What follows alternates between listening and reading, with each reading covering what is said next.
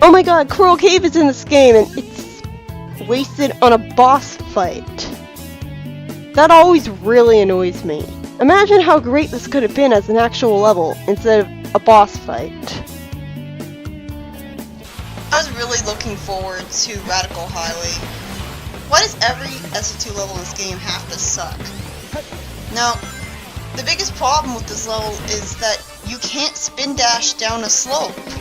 You try and you just go out of ball form and you just fling forwards and fall into the loop. And that's a problem because that means it's not nearly as exciting because you can't go as fast as you want to. And the hint at the start tells you to drift because I guess they know you can't spin dash down these slopes. But you can't because trying to drift causes the same thing to happen.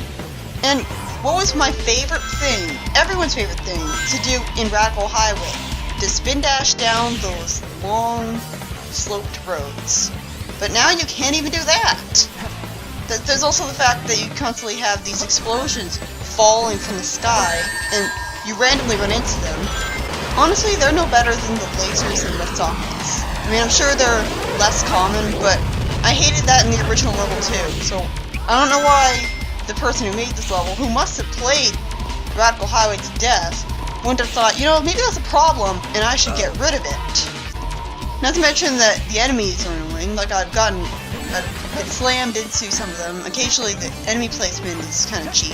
It's a lot harder for enemy placement to be cheap in 3D because you can just walk around enemies and stuff. This level offends me because it really could have been great, but the physics are just broken. And there are plenty of levels where, like Green Hill, you can just spin dash down slopes, and it's fine. You don't uncurl and stuff. It's just this level that's just completely broken when you try to. You can't build up your own speed even if you want to. The game clearly wants you to just run ahead down those slopes there. And if that's what it wants, then they should have scripted it so that it forces you to just run ahead. Because that's the only way that you can not break it. I don't know. The speed sections need to have a program that you'll stick to the road instead of being able to fling off it and fall forwards if you try to spin dash. Or they should just be programmed that you run ahead. But instead, it's impossible to do something that we've been doing really easily since 2001. I just don't understand how they managed to screw that up, because it was just such a simple thing, and they somehow managed to screw it up. This is one of the many levels in a row that is surprisingly short considering it takes place after longer levels like Crisis City and Meadow Harbor and City Escape. Come to think of it, those three levels should have been placed a lot further ahead in the level list. Because they seem like a difficulty spike in comparison to the levels surrounding them, which are clearly easier and shorter. So that's kind of weird. Yeah, I don't know what it is about SA2 levels in this game that always tend to fail. It's like, did the people who make this game prefer SA1 over SA2 then? Misty Gorge. At first I thought it'd be an original level because of its name, only to hear a remix of Sonic Advance 2's Sky Canyon as its music. Which sounds good, but I would have preferred an original level. Sonic Advance 2 Sky Canyon doesn't really have any similarities to this, because, unsurprisingly for a 3D translation of a 2D level, it plays nothing like it. It has fans that send you upwards, but it has no fans that you run against.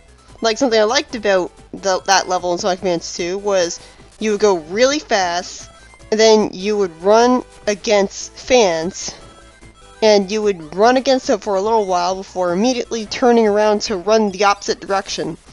Like, it was kind of cool, like an action set piece.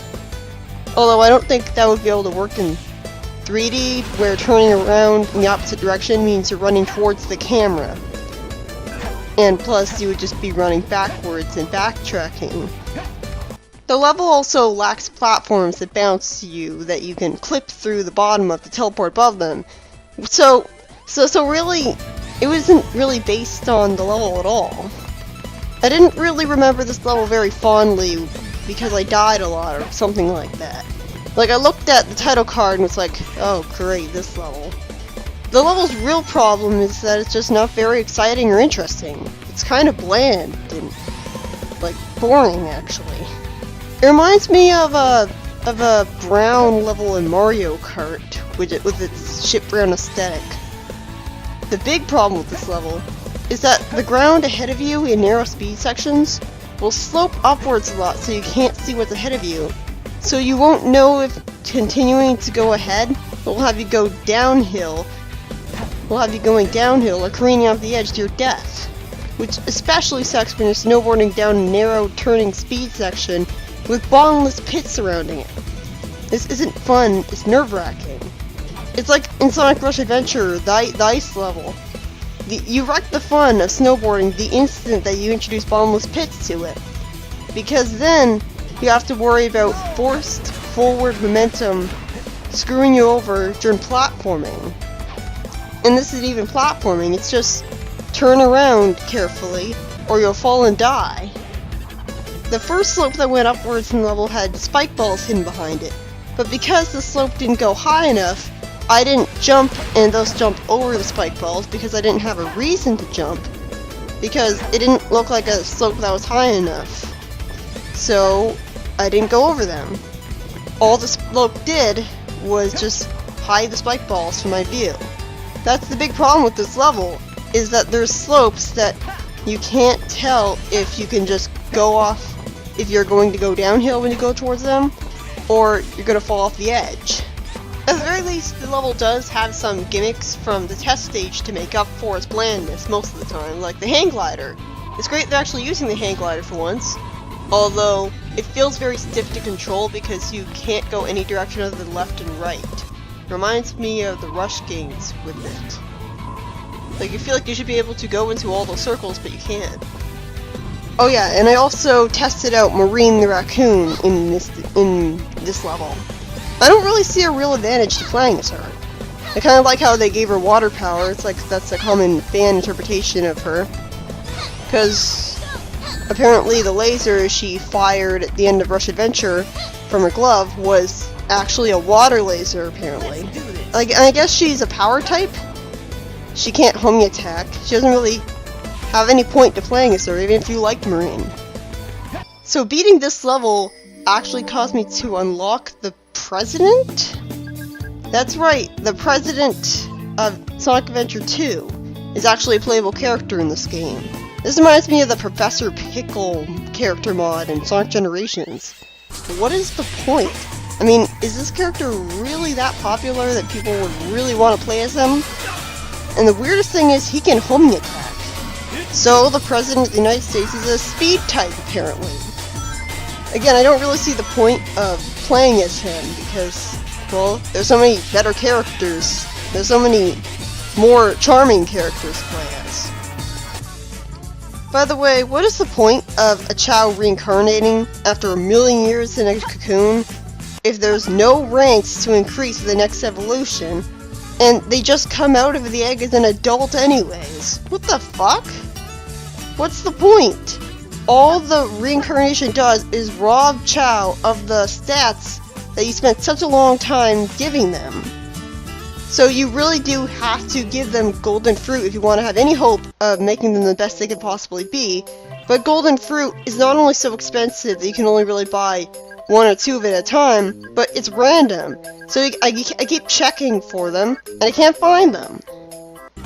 So that's pretty terrible. What's the point of including reincarnation then, if there's really no point to it? Another thing, I'm kind of glad this happened because it got me to show you eggs. And the problem with the eggs in this game is that you can't throw them at the wall and immediately break them. So you have to, I mean, at least throwing them makes them closer to hatching, but it would be a lot less convoluted and annoying if you could just break them. Which is what everybody does when they play the Chao Garden and they get an egg. I just don't understand why intelligence goes down. That doesn't make any sense. I know that they've just been born, but they're clearly an adult, so that doesn't make any sense. They have a halo over their head. They're a hero Chao, not a child Chao. Why it doesn't make any sense that their stats would decrease when they're born again anyways, but just, it feels very arbitrary, especially luck. Luck is the most arbitrary to decrease of all. Hey, Bridge Zone! There's a Game Gear level in this game. That's pretty devoted, except for the fact that the title card made me immediately think, oh god, the graphics on this suck. This is gonna be a half-assed level, isn't it? Since I didn't really have too fond memories of this. Actually, this level is really fun to glide over.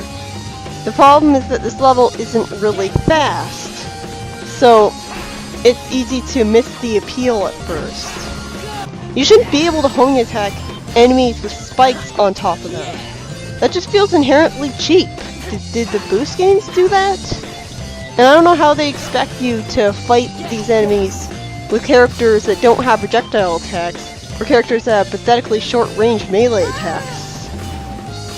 Well, you can spin dash through them, but you can only really spin dash ahead. It's not like in the adventure games where you can easily like spin dash around in a circle and sure it'll run out eventually, but still. The problem with this level is that it doesn't even have a lot of platforming in it. It's mainly just littering a whole bunch of enemies around. There you go, that's the gameplay. This level has no speed whatsoever. Instead, there's just badniks all over the place. Which at one point, they force you to fight.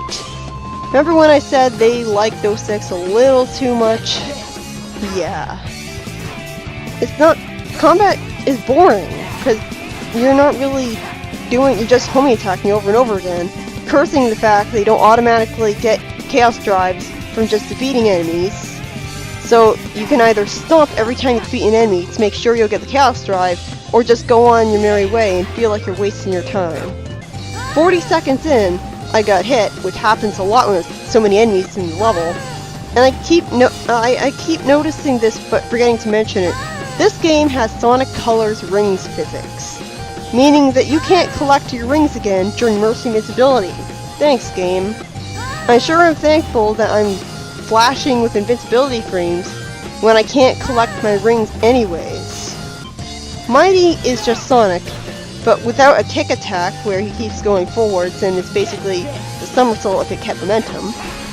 And while they give SBO a wall climbing ability faithful to Knuckles Chaotix, they were apparently too lazy to let Mighty jump up the walls. What's the point of including him then? I mean, it's nice to be able to play as him, but I just don't understand.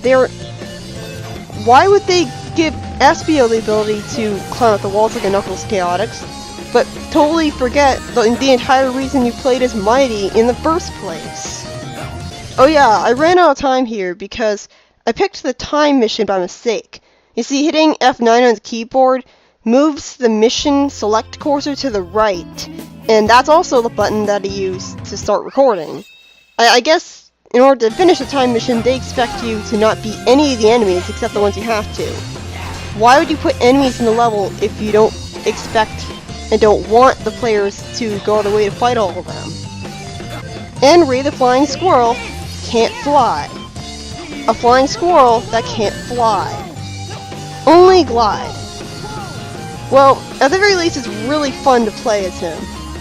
I mean, gliding, there's something about gliding with Ray, especially gliding over this level, just feels really fun and satisfying. Plus, you can just keep going ahead and jumping from high distances and gliding ahead. And why does the glide have a time limit? No! You don't do that! Knuckles' glide never had a time limit. Since Sonic 3, you have been able to glide infinitely until you either somehow fell to a bottomless pit, or grabbed onto a wall, or got hit by an enemy. You never had a time limit on a glide before. Even in Sonic Heroes, where they're clearly imitating the triangle dive, you never had a time limit on the glide. You could technically do it for as long as you wanted to until you hit the ground. Isn't that enough? I mean, that's just a really awkward and arbitrary change. You really have to pay attention to the time limit that's on the corner of the screen so far away from your character, which you're always focusing on when you play the game, that's extremely easy to not even notice the time limits there in the first place. If you don't pay attention to it, then you're gonna end up falling from the glide into the pit and wondering what the hell happened. The big problem with this level is really only one specific section at the very end. There's a really awkwardly designed... Oh yeah, there's actually two problems. One is that there's a really awkwardly designed level section where multi-hit turtles are placed completely covering multiple tiny platforms that you need to go onto to progress. So, you better not get hit by the projectiles and fall to your death.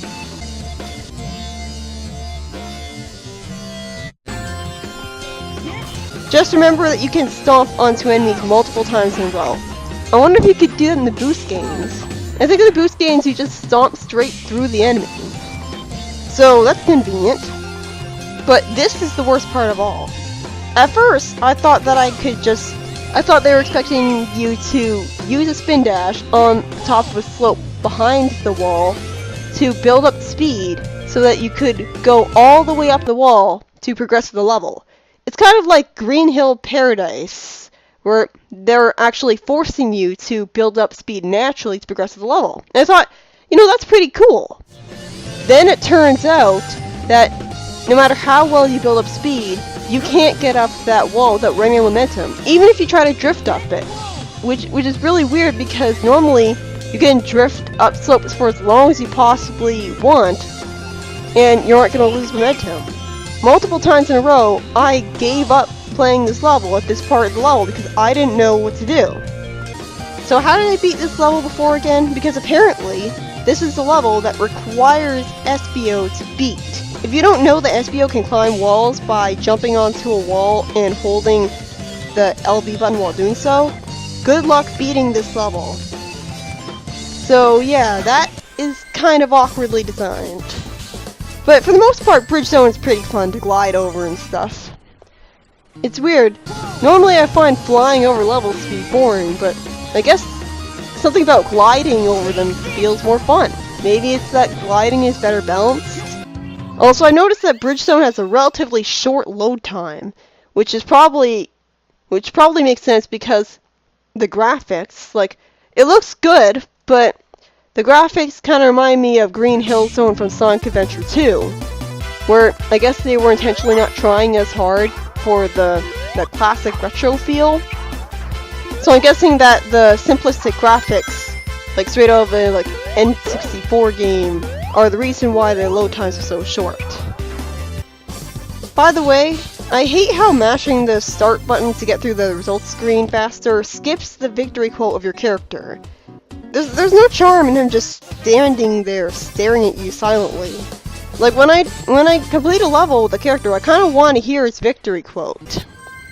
It sounds like a nitpick, but it's just a constant problem that you have. I do really like how, you don't have to worry about being forced to complete a level twice in a row to get an S rank emblem. I like how you can just S rank a mission on the first try and you get two emblems. An S rank emblem and the emblem that you would have gotten for beating the level normally. That is very good design because, in Adventure 1, you could easily beat the level so fast that you should have completed the A rank mission, but instead you just get one emblem and are forced to complete the level in the exact same way again to get the A rank mission. Also, I see that you can't give Chaos Drives to each other eating or in the mating season either. I mean, I guess that's convenient. I mean, you can always pick them up if you want, but still, it feels wrong.